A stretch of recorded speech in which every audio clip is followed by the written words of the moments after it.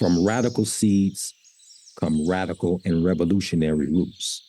The main root is the taproot. Its first direction is down.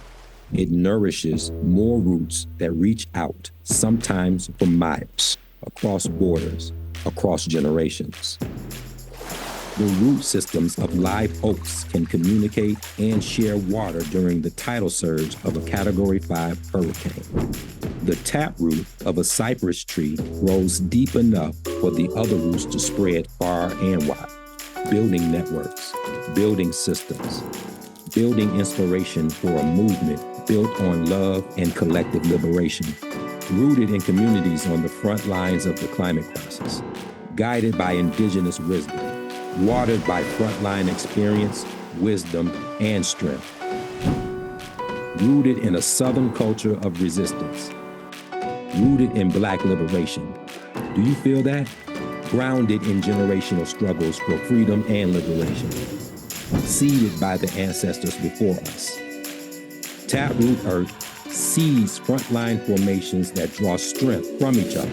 We cultivate the soil that grows frontline power from the Gulf South to Appalachia to the global South. We nurture the ability for our communities to rise from more severe storms, 100-year floods, and devastating fires, all part of a changing climate crisis. We envision a world where everyone can live, rest, and thrive in the place we love. If we work together, we can survive. If we move together, we can thrive. Choose now to move with us from scarcity to abundance, from fear to love, from charity to power. Choose now to reimagine better management of natural resources. Choose now to innovate systems that govern our society in this new global reality. Choose now to fight for the planet and her people.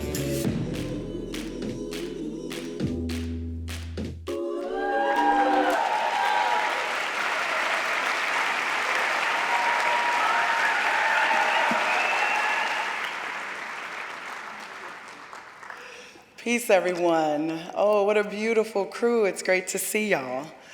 I just want to offer my deep gratitude to the conveners of this space, to Nina, to Kenny. This is already so lovely. Let's just give one more round to all of the organizers of Bioneers.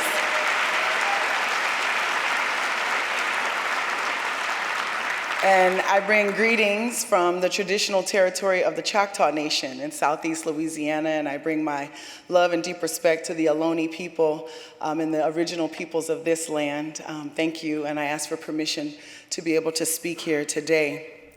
And before I get started, I want to acknowledge we have an indigenous delegation from my great state of Louisiana, the Houma Nation. They're somewhere around here. Where are they? Can you please stand up? Is that y'all over here? If you are a member of the Houma Nation, can you please stand and let this California crowd see our next leaders?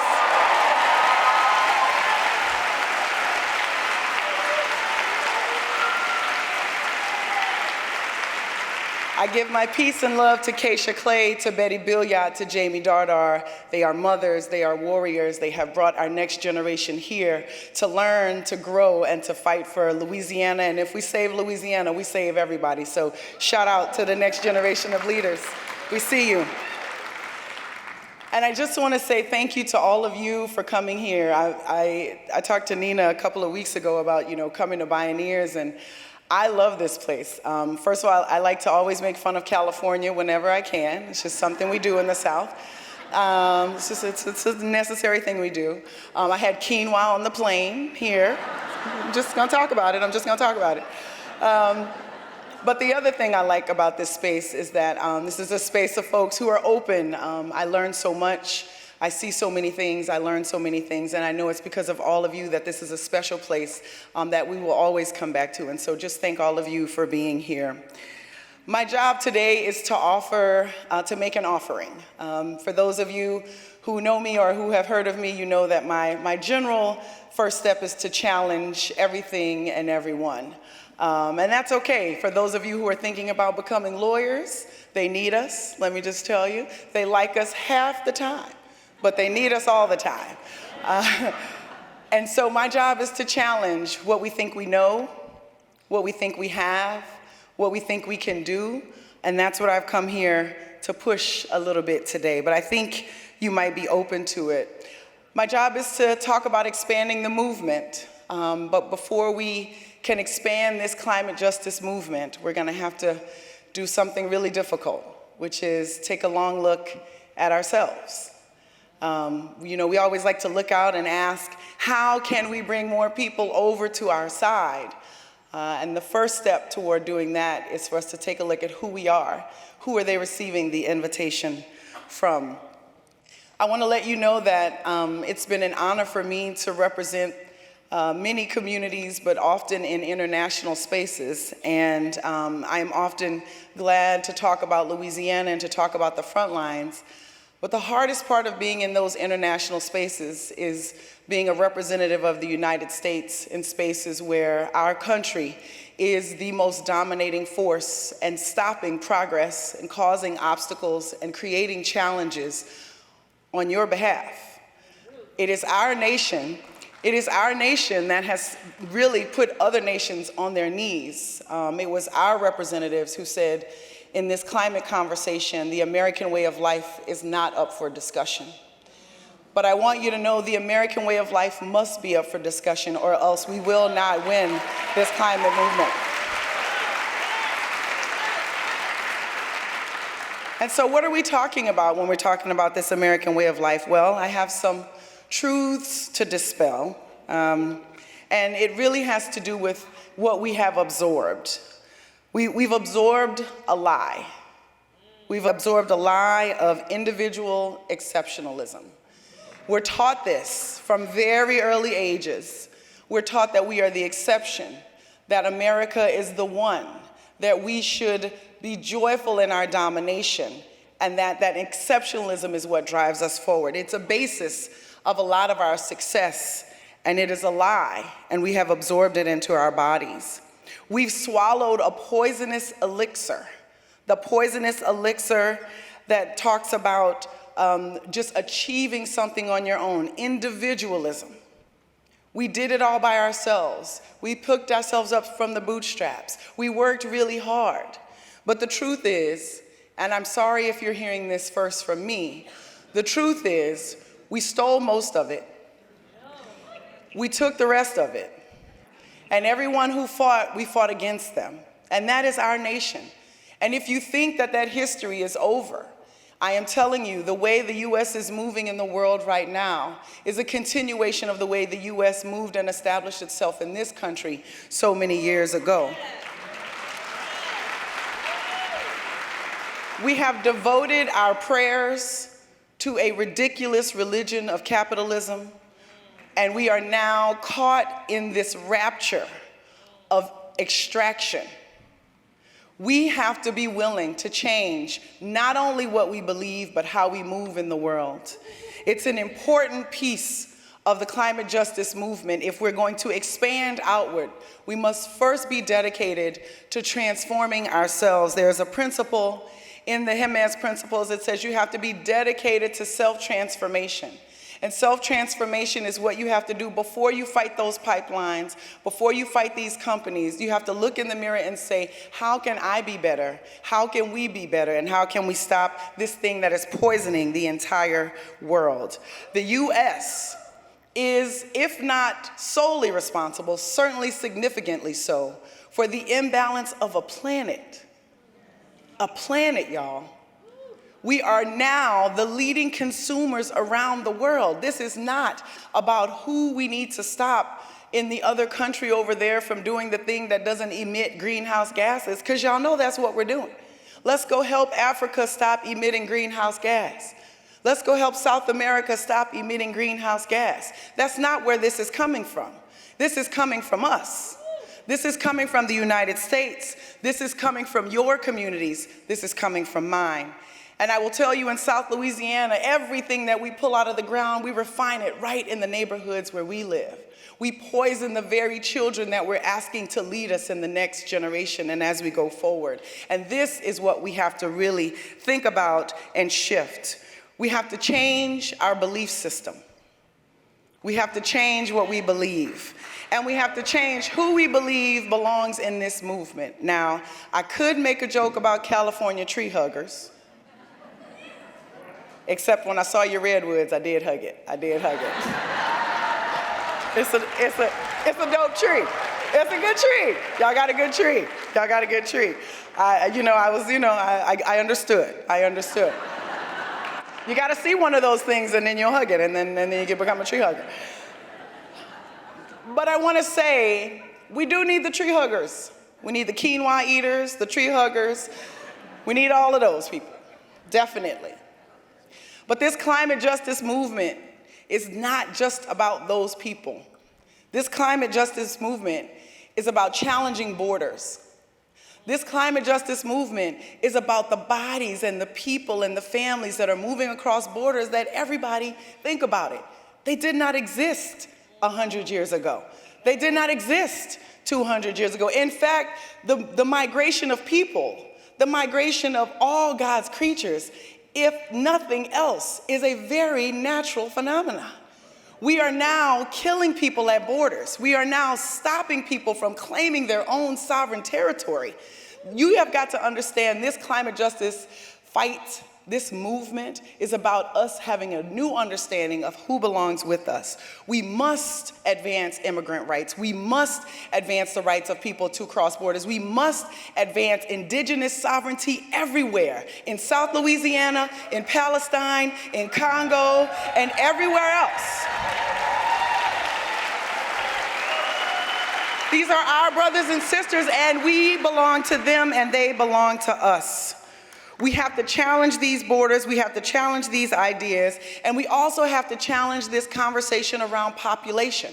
I know you've heard it. It goes a little something like this: too many people in the world, and that's why we're unbalanced. Sort of. Here's the problem. One American uses as much energy as 370 people in Ethiopia.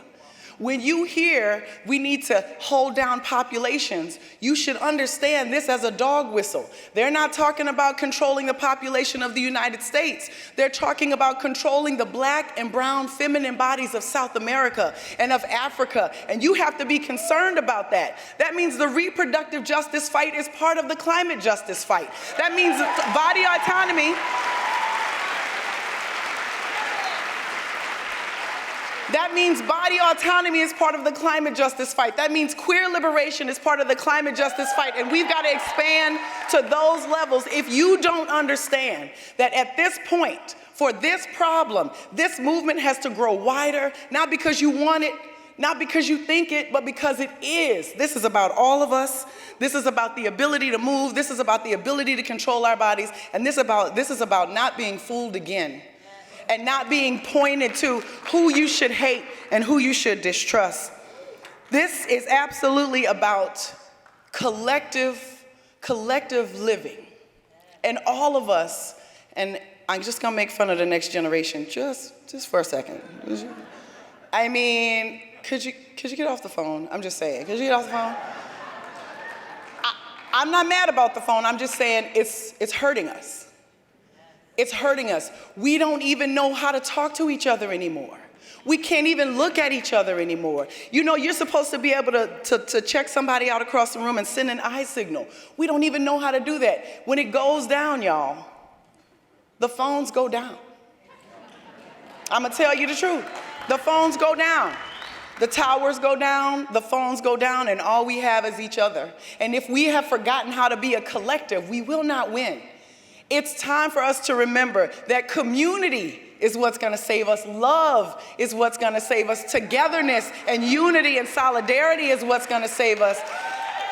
Don't get caught on your individual, whatever.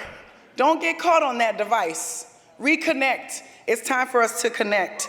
We have to choose now. We have to choose right now to transform ourselves. We have to choose right now to expand this movement into something much broader than you've ever imagined. And we have to choose now, right now, to stop the extraction of fossil fuels from the ground. We must keep it in the ground.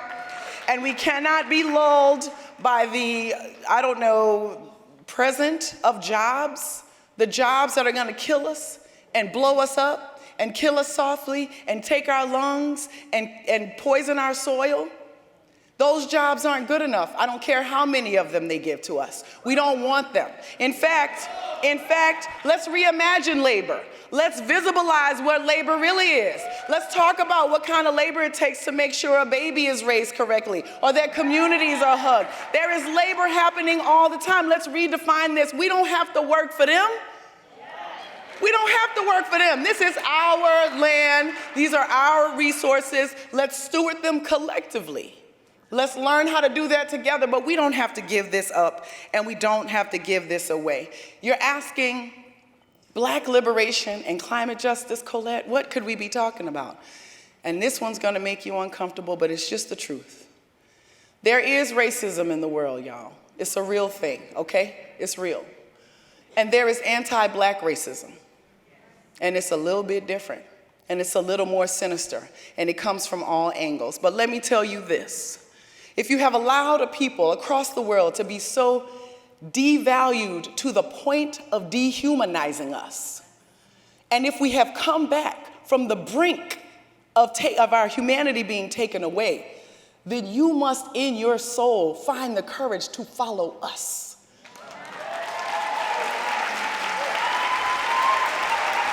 You have to understand. You have to understand what this moment is. This moment that we're in right now, where authoritarianism is breeding itself around the world, where we are so scared that we're either fighting each other or we are silenced while we watch genocide. If you don't understand this moment, then you don't understand. We are on the brink of what slavery needed in order to exist. This is what the moment looked like. You never wonder about that? How did slavery ever come about for so many years? It was a moment just like this. We were too scared. We were too quiet. We thought the fight was too big. But this moment right now requires you to understand that Black people and indigenous people have survived the worst that humanity has thrown at us. And if you've never followed us before, you better get ready to follow us now, because we know the way out.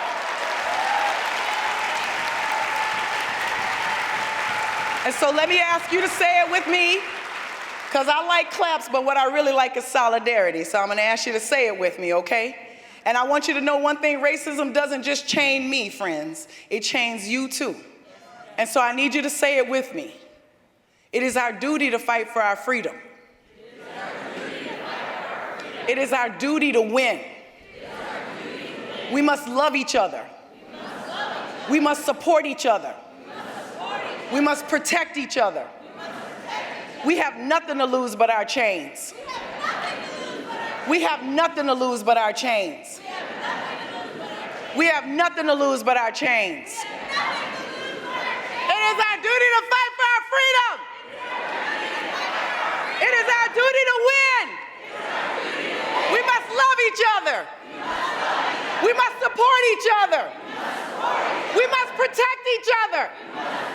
We have nothing to lose but our chains. We have nothing to lose but our chains. We have nothing to lose but our chains. It is our duty to fight for our freedom. It is our duty to win. We must love each other. We must support each other. We must protect each other. We have nothing to lose but our chains. We have nothing to lose but our chains.